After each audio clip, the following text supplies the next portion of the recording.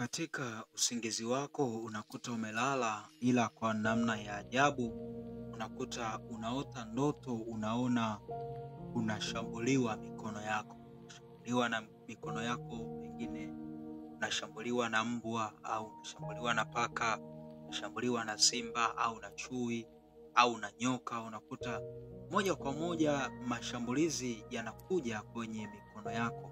Mikono yako inashambuliwa kweli kweli, au unakuta mtu anakuadhibu mikono yako, anapiga kweli kweli na panga, kata na msumeno kwa namna ya ajabu, lakini ni ndoto inayohusu kushambuliwa mikono yako.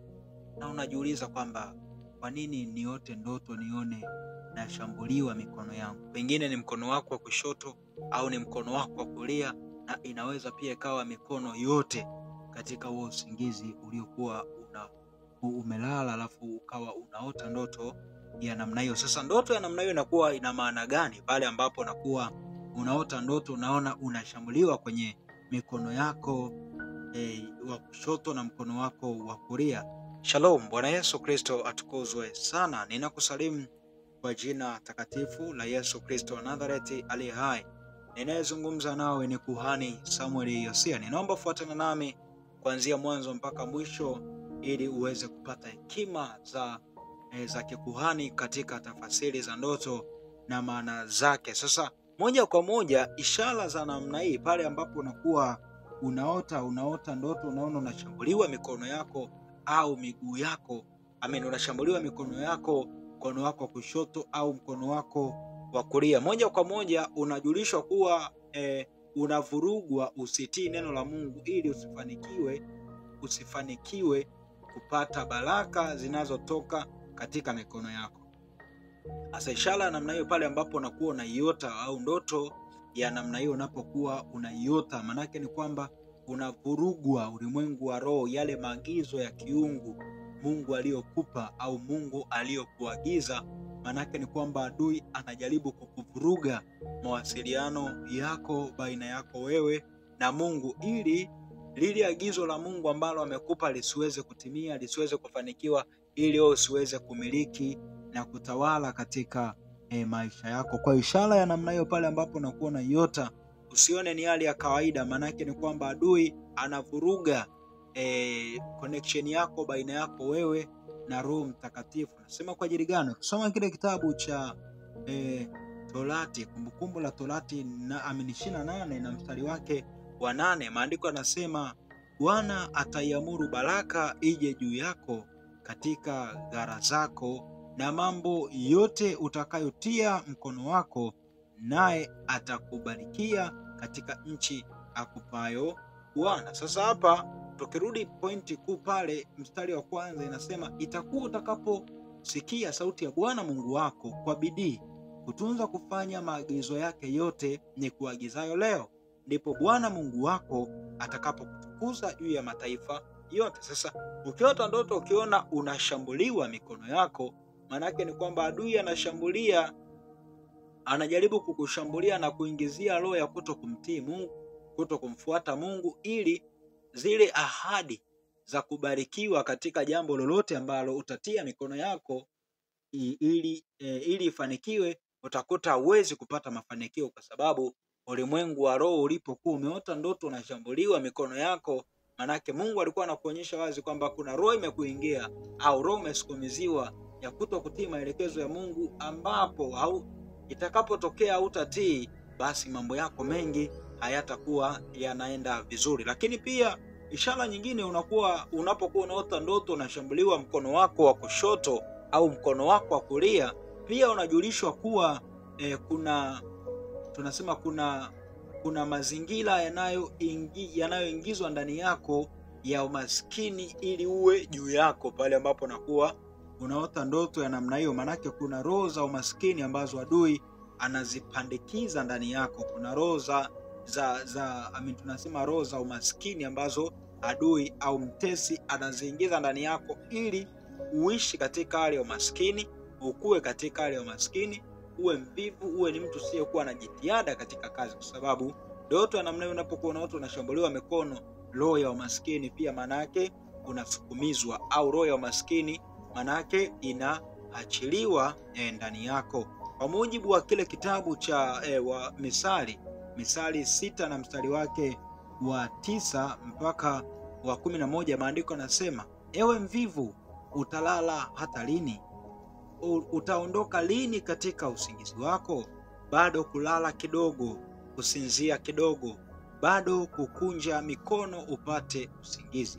Narudia mstari wa 10, bado kulala kidogo, kusinzia kidogo, bado kukunja mikono upate usingizi. Hivyo umaskini wako huja kama mnyang'anyi na uhitaji wako kama mtu mwenye silaha. Sasa hapa tunaona unapokuwa unaota ndoto ya namna hiyo ukaona unashambuliwa mikono yako, manake kuna roho za umaskini zinakuwa zinapandikizwa ndani yako. Ndio maana hapa mstari wa 11 anasema hivyo umaskini wako huja kama mnyang'anyi na uhitaji wako kama mtu mwenye silaha. Mstari wa 10 anasema bado kulala kidogo, kusinzia kidogo, bado kukunja mikono upate usingizi.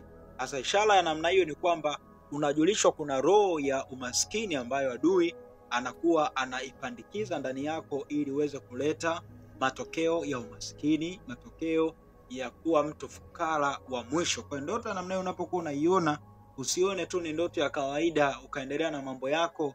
Kumbe ulimwengu wa roho umeshawekewa limit kwamba wewe utakuwa maskini, utakufa kwenye hali ya umaskini. Lakini kumbe ulimwengu wa roho hiyo ndoto ulishaletewa na ukaona ni hali ya kawaida.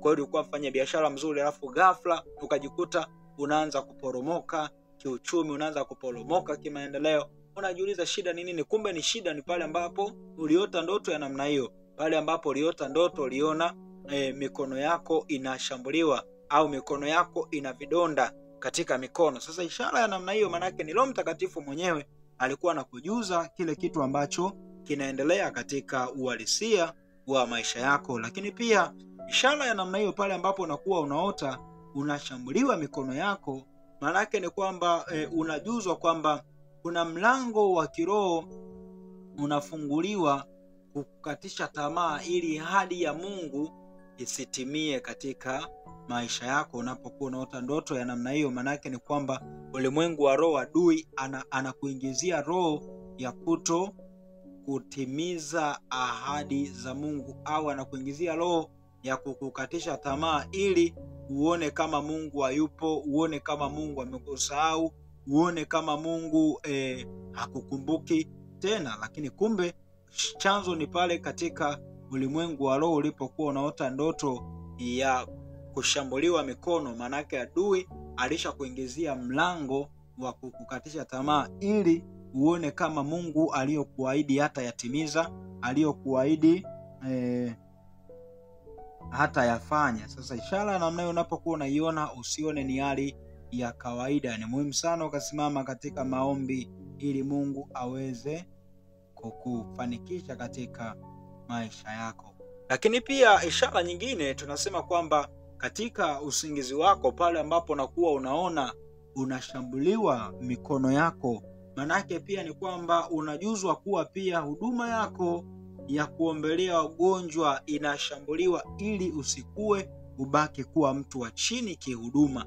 Unapokuwa unaota ndoto unashambuliwa mikono, my friend, kama ni mtumishi na wito, ni mwana maombezi, watu ukiwaombea, ukiwawekea mikono wanafunguliwa, matasa wanazaa, wagonjwa wanapona, wenye kansa wanapona, wenye mapepo wanafunguliwa. Sasa ulimwengu wa roho unapokuwa unaota ndoto unaona mikono yako inashambuliwa na kiumbe wa aina yoyote, manake ni kwamba ni Roho Mtakatifu anajaribu kukujuza au anajaribu kukwambia kwamba kuna mamlaka aliyoipanda ndani yako inashambuliwa, au huduma yako ya uponyaji na ufungulivu inashambuliwa. Kwa mujibu wa kile kitabu cha Marko 16 na mstari wake wa Marko 16 na mstari wake wa 17, maandiko yanasema, na ishara hizi zitafuatana nao na hao waaminio, kwa jina langu watatoa pepo, watasema kwa lugha mpya. Sasa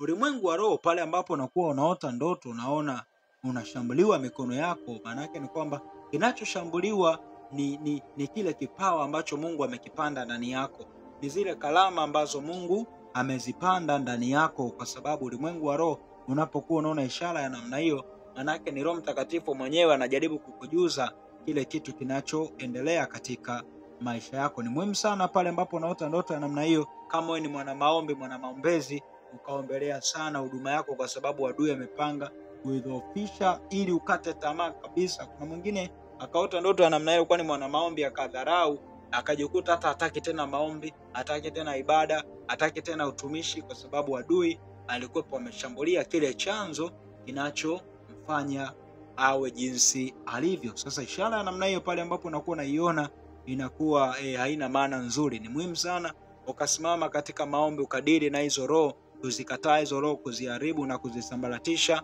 ili Mungu aweze kuleta neema yake ya wokovu katika maisha yako. Lakini pia ishara ya namna hiyo pale ambapo unaota ndoto unaona unashambuliwa mikono yako, maana yake ni kwamba unajulishwa kuwa unaingiziwa roho ya adhabu kiroho, ili uache kutumikia kile kinachokufanikisha, kile kitu ambacho kinakubeba ulimwengu wa roho, kinachokupa point kama ni maombi, kinakupa point kama ni mifungo, kama ni mikesha. Kile kitu kinashambuliwa rohoni ili ukate tamaa, ili usiendelee mbele, ili uwe mtu wa kawaida sana katika maisha yako. Kwa ni muhimu sana pale ambapo unakuwa unaota ndoto ya namna hiyo, ukasimama katika maombi, ukadili na hizo roho za kukukatisha tamaa, hizo roho za kukufedhesha, ili usiendelee mbele na Mungu aweze kukusaidia. Kwa mujibu wa kile kitabu cha Mathayo 18 na mstari wake wa 8, maandiko yanasema, basi mkono wako au mguu wako ukikukosesha, ukate, ukautupe mbali nawe. Ni afadhali kuingia katika uzima hali umepungukiwa na mkono au mguu, kuliko kuwa na mikono miwili au miguu miwili na kutupwa katika moto wa milele. Sasa ulimwengu wa roho pale ambapo unakuwa unaota ndoto unaona unashambuliwa mikono yako, manake ni kwamba kile kitu kinachokupa kipaumbele kutumika, manake kinashambuliwa ulimwengu wa roho. Ni muhimu sana ukasimama katika maombi, ukadili na hizo roho, ili kuzisambaratisha na kuzikataa na kujitenga nazo, ili Mungu aweze kuleta neema yake ya ushindi na wokovu katika maisha yako. Lakini pia ishara ya namna hiyo pale ambapo unakuwa unaiona katika ndoto, unaona unashambuliwa mikono yako. Ndoto ya namna hii inaweza ikawa na maana nyingi sana, lakini najaribu kuzidadavua hizi maana.